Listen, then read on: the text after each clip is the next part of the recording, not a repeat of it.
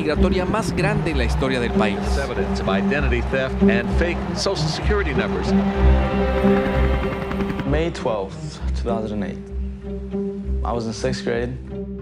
There was this helicopter coming and going, coming and going, coming and going.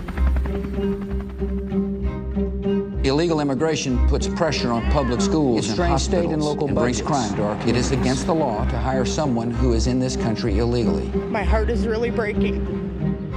This was an absolutely massive action. Escapando de la casa con los hijos, lo mismo que los judíos se sintieron cuando estaban en Nazi Germany. It was really informative because you always hear about ICE and you see it on TV and you kind of just second, just glance over and oh, okay, that happened there. But now you actually got to see faces to it and it makes it more personal. So I thought the first one was really gripping just to see how families get destroyed like that, You actually got to see a family have to go back to Guatemala. And he left his daughter there. That's just a lot of emotion right there just to see something like that. And they show you that it happened with the Somalis too, so it's kind of interesting. I thought it was really interesting that it started off with immigration and then the Somalis were refugees, which is a slightly different situation, but it was still the same emotions, still the same struggles that they were all going through. Well, I also really enjoyed it. I really liked the use of animation throughout the documentary. I thought it helped drive the narratives in some of the instances, as well as it complemented some of the scenes. So I thought that was a good touch. In addition to the documentary being very powerful. So. Yes, I was grateful for the range of viewpoints, talking to different areas of the community, Somalis and Jewish, and the boyfriend with the brother in contrast. And I really like how they concluded. She concluded the documentary with a look at the community as it is now. And how it affected the industry of the town and the not just the families and the emotional side, but how it truly affected the entire community. I loved that. It was really alarming to see that they voted for Trump and the immigration policies, given how much it had impacted that little town. Yeah, definitely. Everyone disappeared, and what's always so fascinating to see is they always say, oh, they're here to take our jobs. No one came and took their jobs. None of the locals did. It was all immigrants. So people have this misperception that immigrants here take our jobs. Most of the time, these immigrants are working jobs that Americans don't want. And they actually help our economy. They don't definitely help the economy of that town. Yeah, well, even all nationwide, they help our economy, and obviously you see the burdens here, the impacts in California too. Definitely. When the raids were occurring, and it was definitely impacting the economy.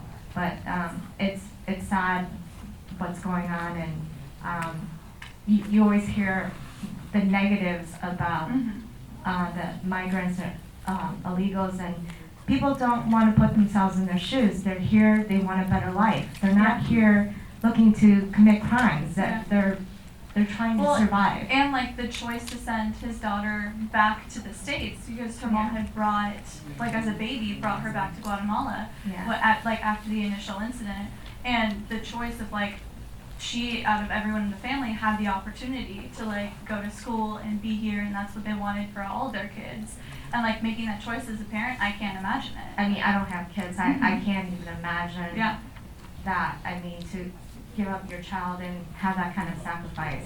You know what I enjoyed about it?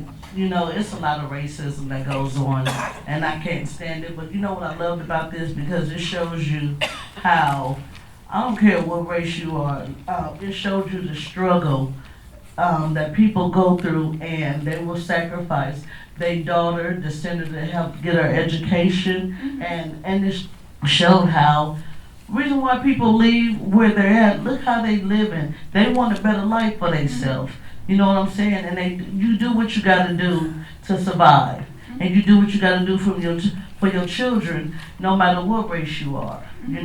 And I love how it showed the different cultures and showing people. And we all go through something, and this is what they're doing to make it. Yeah, definitely. You know, that's what I like. I'm a mother, so it really touched me, the father who had to send his daughter away to have a better life, you know, dealing with the separation and the daughter receiving no affection from the caregiver that she was, you know, being taken care of, you know.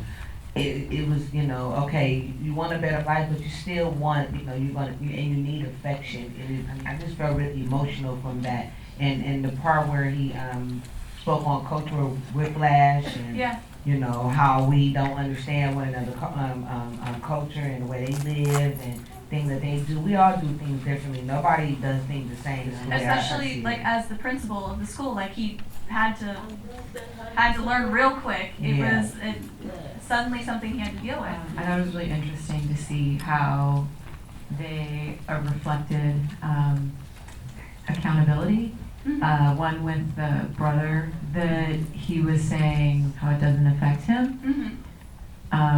Meanwhile, he's sitting right next to and within a community of people who were affected, and yet he somehow doesn't see or doesn't connect himself with the humanity of that. Yet that's what it's his community. Yeah. In his own house, it's his. Yeah, those are the people he lives with. This isn't some distant place. This is his community, but he doesn't see it like that. And when he says, "Oh, I wonder what the difference is," and you know exactly what the difference is, you can see what it is. Yeah. And then the other aspect was in the conclusion, they're setting it up where we'd seen at the beginning President Bush saying the reasons for these raids, talking about how it's this necessary thing, right? And yet the accountability would be with those who were hiring these individuals. Yeah. And yet then we see the accountability is not brought to pass. That the man who owned those Agristar businesses then was released earlier. And most of his charges had nothing to do with immigration. Yeah. And so it's interesting that saying what it is that it's saying one thing, doing another thing, and largely that's financial and maybe the money that could be made or the belief of that, but really that wasn't the case either because it ruined the community's financial resources. I liked how they went through and showed. They had like the clips and then they showed what actually happened and what the actual accountability was. I think it's important to note that it was stated that she was, you know, invested in the Mexicans, but they weren't really speaking about Mexican people. They were definitely talking about majority Guatemalan people and not all Latino people are Mexican. It was also important to note that they were showing how not all immigrants are Latino, so that's why they brought up the Somalian people. It was really important, the ending was really important how they did it because it showed how despite all of the efforts to create less of a diversity within the town and within our country, it's impossible to stop it because it's going to keep going on because there's just so much need for other people within the country. And I think just paying attention to the details of the movie and in an attempt to bring clarity to the question of, well, you know, what did the ending mean? What I admire is that there was no pretty ending. This is not a pretty situation. And what I admire is that the director / writer, what have you, producer, has charged us with the question of what are we individually going to do. This is a country of, you can say colonizers, you can say invaders, you can say immigrants, you can say all of the above, and if we see each one of us that this is working, true, this is in the you know, back, yes, no, this is not about just one particular nationality. We are all extremely mixed by now. Take your DNA test. So if we are enjoying what this mix is, it's legit up to each and every one of us, not the president, not your congressperson. What are we going to do? Our vote matters. I enjoy, again, that this was not a pretty ending. Yeah. Because this isn't pretty shit. That this film is something that should be shown nationwide in our classrooms. I think it's a worthwhile 40-minute investment. I personally feel that Make America Great Again and get rid of illegal immigrants is all code for something, a fear underlying this country.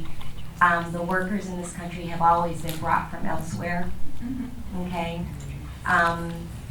Sometimes legally, sometimes illegally. Oftentimes, the darker you are, the more likely you are to be turned away.